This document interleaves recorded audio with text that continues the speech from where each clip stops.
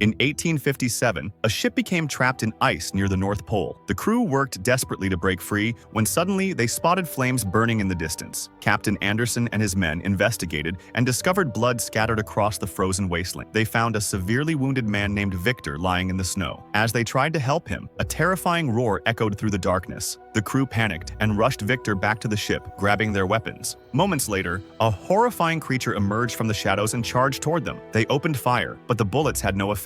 The monster climbed aboard the ship with inhuman strength, throwing men aside effortlessly. It demanded they hand over Victor. When they refused, it began killing them one by one. Captain Anderson grabbed his shotgun and fired directly at the creature, finally hitting hard enough to knock it off the ship. But it survived and began pushing the massive vessel, tilting it dangerously. Anderson aimed at the ice beneath the creature's feet and fired. The ice shattered, and the monster sank into the freezing water below. Later, as the ship's doctor treated Victor's wounds, the injured man warned them the creature would return because it cannot die. He confessed that he created this monster himself. Then, Victor began telling his tragic story. Victor grew up as the son of a wealthy but cruel surgeon named Leopold. His father was controlling and abusive, often hitting young Victor during medical lessons if he answered incorrectly. When Victor's mother died giving birth to his younger brother William, Victor blamed his father for letting her die. Leopold ignored Victor completely after that, focusing all his attention on William instead. Years later, Victor became obsessed with conquering death itself. He traveled to London and Edinburgh, studying medicine obsessively. In 1855, he shocked the Royal College of Medicine by presenting a corpse he had stitched together from different body parts. Using electrical currents, he made the dead body move and even catch a ball, proving the brain still functioned. The professors called his work an abomination and threw him out. A man named Henrik approached Victor afterward, impressed by his work. Henrik offered Victor unlimited resources to continue his experiments in exchange for future knowledge. Victor accepted, and Henrik provided him with an abandoned castle to use as a laboratory. For months, Victor collected bodies from executed criminals and battlefields, carefully selecting the best parts from each corpse. During this time, Victor fell in love with Elizabeth, his brother's fiancée, but she rejected him, choosing William instead. Heartbroken, Victor threw himself into his work with renewed obsession. He built a perfect human body from scratch, stitching together the finest specimens he could find. One stormy night, Victor climbed to the castle rooftop and connected his creation to a device that would channel lightning into the body. Henrik suddenly revealed he was dying from cancer and begged Victor to transplant his brain into the creature so he could live forever. Victor refused. During their struggle, Henrik fell down the tower shaft and died instantly. Victor continued anyway. When lightning finally struck, electricity surged through the creature's body. Victor disconnected the machine and checked for a pulse. Nothing. Devastated, he went to sleep. The next morning, he woke to find the creature standing over him, alive and staring with empty eyes. His creation had succeeded, but Victor had no idea of the horror he had unleashed upon the world.